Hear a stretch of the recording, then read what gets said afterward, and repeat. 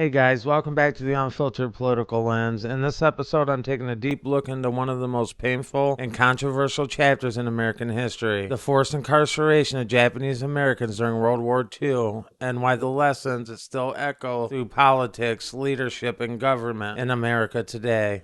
What happened during this period wasn't just history written in books, it was a real moment where fear, war, race, and government authority collided in ways that changed thousands of lives forever.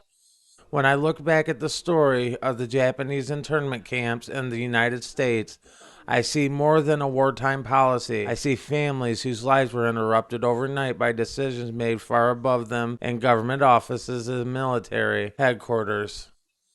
I see fear becoming policy, suspicion replacing evidence, and constitutional freedoms being stripped away from people who had committed no crime. After the Japanese attack on Pearl Harbor on December 7, 1941, the United States was thrown into shock. The nation was angry, grieving, fearful, and uncertain about what might come next. And the fear many Americans began to look at Japanese Americans not as neighbors or citizens, but as possible enemies living inside the country. In February of 1942, President Franklin D. Roosevelt signed an Executive Order 9066. That order gave the military power to remove people from designated military zones, which quickly became the legal foundation for the forced relocation of Japanese Americans from the West Coast. More than 120,000 people of Japanese ancestry would ultimately be uprooted from their homes, and around two-thirds of them were American citizens by birth. Entire families were given only days to prepare. They had to sell farms, businesses, homes, in cars, and personal belongings for whatever price they could get, or abandoned them altogether. Many left behind everything they had built over decades because they were told they had no choice. The people were told that they could the people were told what they could carry, and for many families it fit into a few bags. Imagine trying to pack your entire life, your memories, and your photographs, and your children's belongings, and your future into a suitcase while not knowing where you're being taken. That became reality for thousands of Japanese American families. They were first gathered in temporary assembly centers, many of which were former fairgrounds, racetracks, livestock stalls, and makeshift barracks. Families slept in horse stalls that still smelled of manure and dust. Privacy disappeared almost overnight for the families. From there, they were transported inland to long-term incarceration camps run by the War Relocation Authority. These camps were built in remote desert swamps and isolated plains across the country in places like California, Arizona, Wyoming, and Utah, Colorado, Arkansas, and Idaho. Barbed wire surrounded them, armed guards watched them, and military towers overlooked the people out inside. It is amazing. The most well-known camps of this period in history was Manzanar in California, Tule Lake in California, Heart Mountain in Wyoming, Poston and Gila River in Arizona, Topaz in Utah, and Jerome in Arkansas, and Rohwer, Rohwer, in Arkansas. I slaughtered that name. Many were located in extreme climates with freezing winters, dust storms, unbearable summer heat, and poor living conditions. The environment itself often became another hardship people had to survive. Inside these camps, you have to understand the barracks were cramped and built quickly with little insulation. Dust came through the walls and floors and ceilings, and the families who once lived in homes suddenly lived in single rooms divided by thin walls with almost no privacy. Their bathrooms were communal, and mess halls changed daily life completely. The parents lost authority over their family routines because the meals were served in cafeteria style, and the people no longer gathered at their own tables the way they once had. Family structure itself was quietly disrupted by confinement. Yet even inside incarceration, Japanese Americans built communities.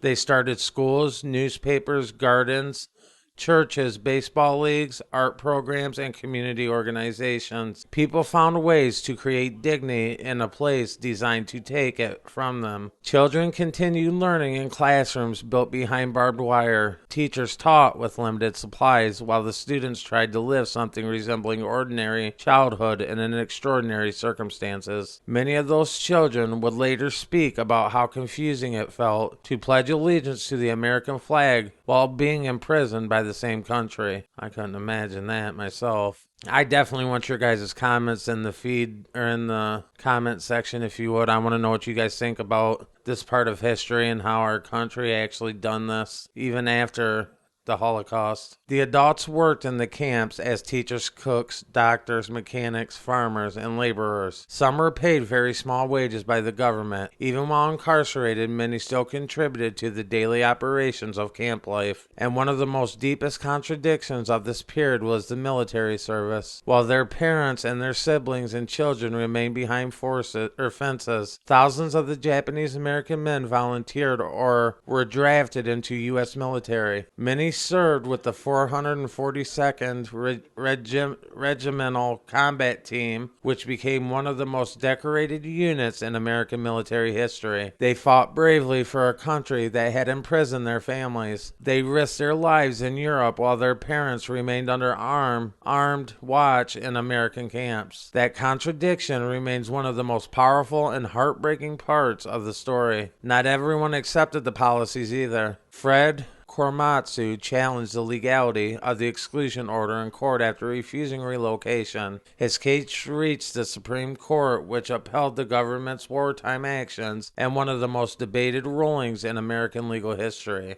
Now, years later, historian courts and lawmakers would revisit those decisions. Evidence later showed that the government had no proven military necessity for mass incarceration and had suppressed intelligence reports that was contradicting its claims. That revelation made the injustice even more devastating. That don't surprise me with all the lies our government has kept from us and the stuff they hide. All right, getting back to it. By 1944 and 45, the camps gradually began closing. Families were released into a country that had often taken their land, businesses, savings, and communities from them. Many returned with almost nothing. Some came home to vandalize properties. Some found strangers living in their houses or operating their farms. Others had nowhere to return at all and had to start from the beginning. And the financial losses were enormous, but the emotional damage ran even deeper. There were generations that carried trauma, silence, and grief, and distrust that lasted long after the war ended. Many parents never fully spoke about it, what they had endured. For decades, many survivors remained quiet because the memories were too painful. Some felt shame even though they had once done nothing wrong.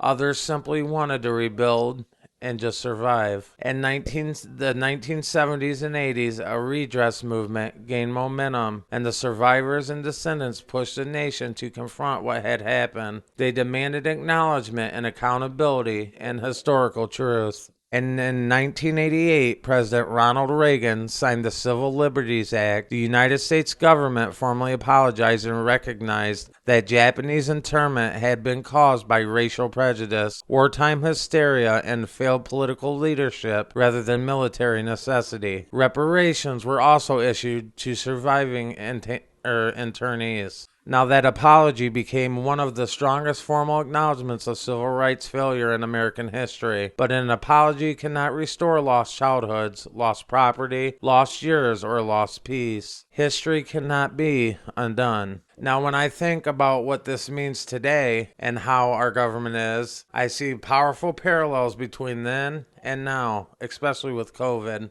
I see how the fear during national crises can quickly influence public opinion, government policy, and political leadership. I see how the security can be used to justify expanded power and how constitutional rights can become vulnerable when fear takes control of the national conversation. Back then it was Pearl Harbor, wartime panic, and suspicion. Today it may be terrorism, immigration, border policy, surveillance, or geopolitical conflict, foreign influence, or internal political division. This is a different era, but the same pressure point. The deeper lesson is that governments often make their biggest decisions during moments of crisis. And in those moments, leadership matters more than ever. The words leaders choose, the policies they sign, and the narratives they create can shape generations of Americans. And the Japanese internment camps remind me that democracy is tested not when things are calm, but when the nation feels threatened. It's in moments of fear that rights are either defended or they can be compromised. And history shows us how fast that line can move. And as I mentioned earlier, we've seen it with COVID and how they would let nightclubs and strip clubs stay open, but they wouldn't allow people to go to. This history is not only about the Japanese Americans, it's also about Americans itself, about what happens when fear outweighs evidence and when the politics begin steering the policy faster than the truth can catch up.